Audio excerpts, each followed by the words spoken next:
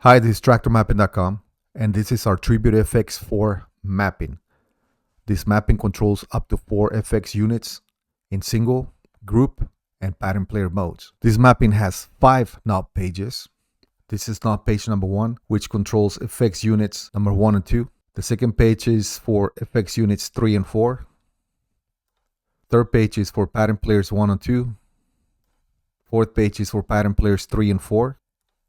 And the last page is a hybrid, which contains one pattern player on the left and an effects unit on the right side of the screen. You can cycle through them. You can go back and forward on any order. Now let's go over the pad pages. There are 5 pad pages. Pad pages A through D. Those correspond with pattern players 1 through 4. So pad page A is for pattern player number 1. Pad page B, pattern player number 2. Pad page C, pattern player number 3. And page D is for pattern player number 4. Notice the different colors on the pads, and these colors correspond exactly with what's going on your pattern players, which I will demonstrate shortly. So pad page E is for you to assign effects units to your decks. This set of pads right here, this 4, correspond with deck A. This one here is deck B. This one here is deck C. And this is deck D. Right there, I've just turned on a pattern player on deck A. And notice how it is green. If I change the pattern player to an effects unit, it will change colors. Okay, so right there on page 1, I want to turn this into a single effect. So I press shift and see how the light changes. So since we are on the effects units, let's go over what the knobs do, and then the buttons. First thing is that this knob right here will be your dry wet knob, and since we are on the first knob page and this is effects unit number 1, this will only apply to effects unit number 1. It doesn't matter the mode you're on, it will make adjustments. This knob is knob number 1, knob number 2, and knob number 3. If you press and hold shift and turn the knobs, it will select a different effect. Now this is when you are on single mode. The buttons on top is your FX on and off for FX unit number 1. The next button, it depends on which effects you've selected. I will select a different effect. So this button is button number 1, button number 2, and number 3. Now let's switch to a group mode. So press and hold shift, and on this button, it says group. You press that, and now you have a group effect. The knobs will behave slightly different, and I'll demonstrate why. This is your dry wet still. This allows you to make individual adjustments to your effects. Now when you press and hold shift and turn this select, nothing happens because this is for single effect selection. Since we are on group mode, you can assign different effects right here individually. Pressing and holding shift, and I'm turning the first knob. Now I've just assigned a wormhole to the first effect. On the second one, let's go with something else, a bouncer. And lastly, some laser. I release shift, and then I can adjust the levels right here.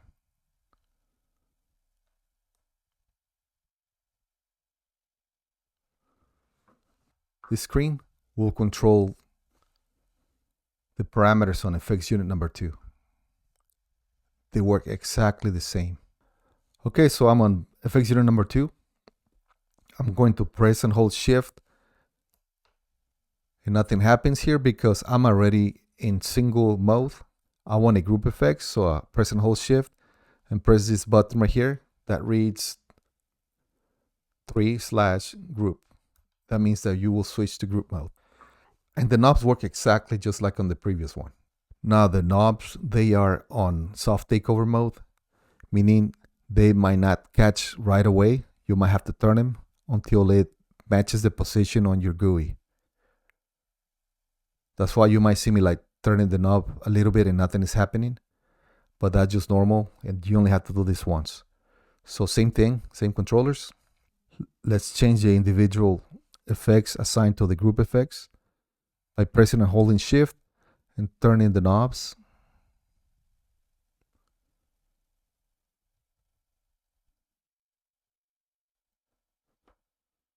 This is effects unit number 3. This controls effects unit number 4.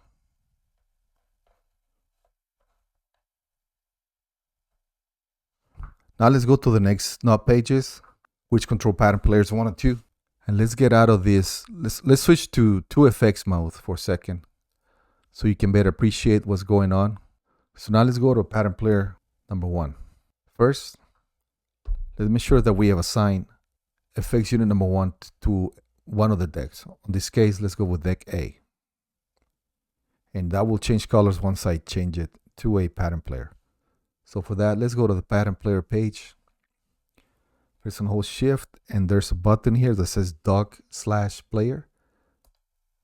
I just changed the effects unit to pattern player mode. So this works like this. First of all, remember how we said pad page A is to see what's going on pattern player number 1? Well, let's switch to that just to see which steps are active right here.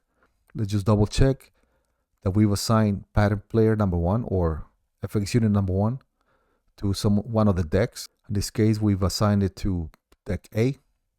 So let's press play. Now just a tip, if you can't hear something coming out of your pattern player and you know that it's playing, go to pad page E and make sure that it is assigned to something. Because if it's blank or it's assigned to a deck that has no volume, you will not hear it. So make sure it's assigned to something. Okay, so these are the steps on this pattern. And one very neat thing about this mapping is that you can manually put in your steps like this. You can delete them also. You can select them from your knob right here.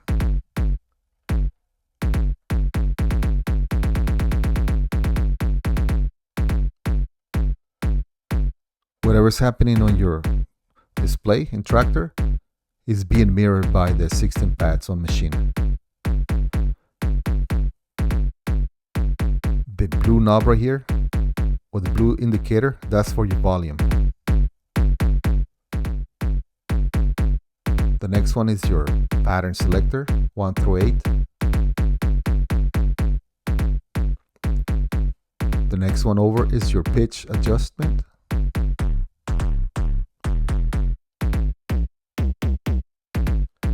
Following one is your decay.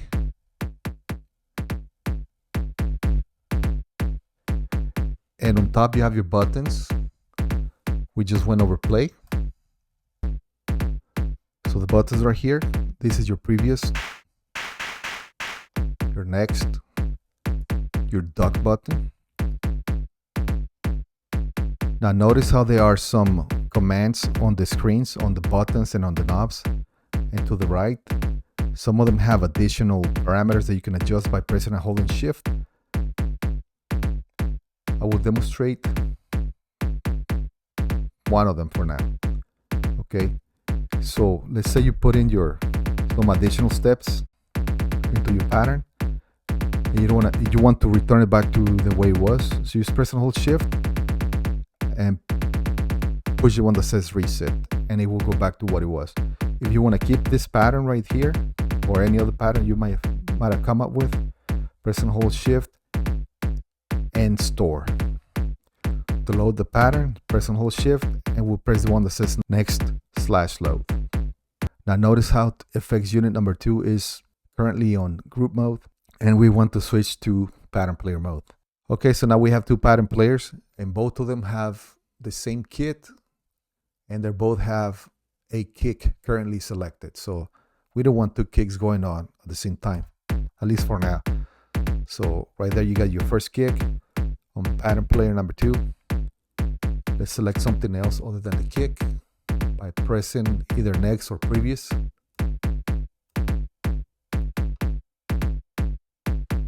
What about that close hat right there? Press play. And notice how you can't hear it, right? Because I did not follow my own advice. I want to assign effects unit number 2 to deck B. You can assign it to any deck you want. Right there's on C. You can assign them to the same deck if you want to. Let's go with B for now. So now let's select another pattern for that hat. And we want to see what's going on. So press pad page B and turn on the pattern knob right here.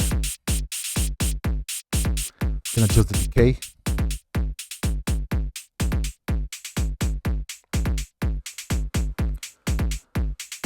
So we have 2 pattern players going right now.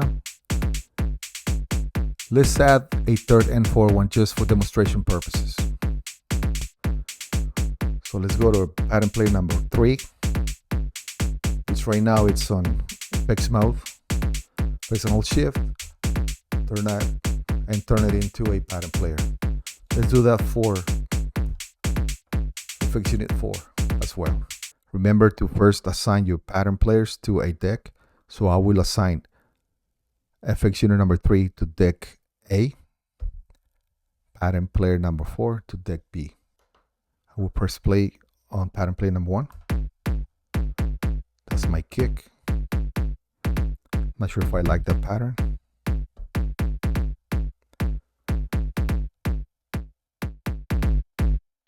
Right there, I'm adjusting the decay, the pitch, and I will leave the pattern alone, and the volume is fine for now. Now,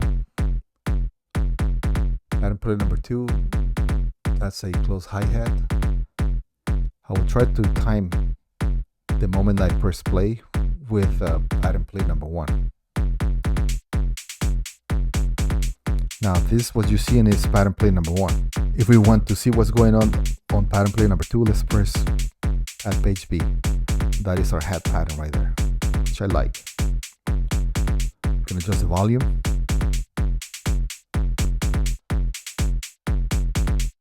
Pitch, a little lower. We'll increase the decay. Now, pattern player number 3 is not playing right now, so that's why the playhead is not moving. Let's switch to the next screen, which is for pattern players 3 and 4. And I can see by looking on Traktor that that's a clap. I want a snare, so I will press play right there.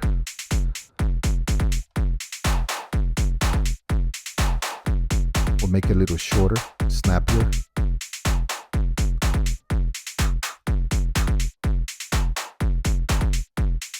Actually a little longer. I will change the pattern. Now pattern player number 4. That's a chord. Right now you're hearing the chord, but we want to see what's going on right now. So let's press pad page E, and this is your chord right here. You can switch the pattern. Just pitch.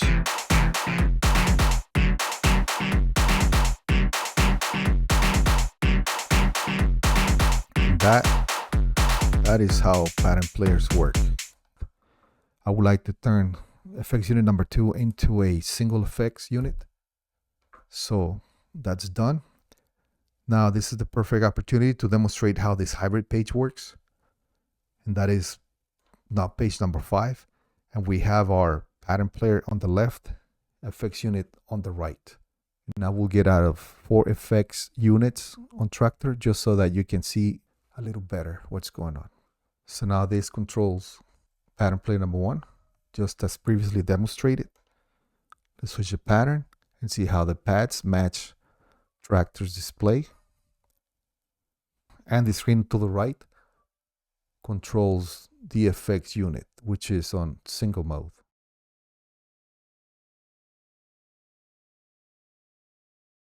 We hope that this mapping sparked some inspiration, and we hope that we've helped you to to elevate your Traktor game. Make sure to hit like and subscribe. Thank you for watching.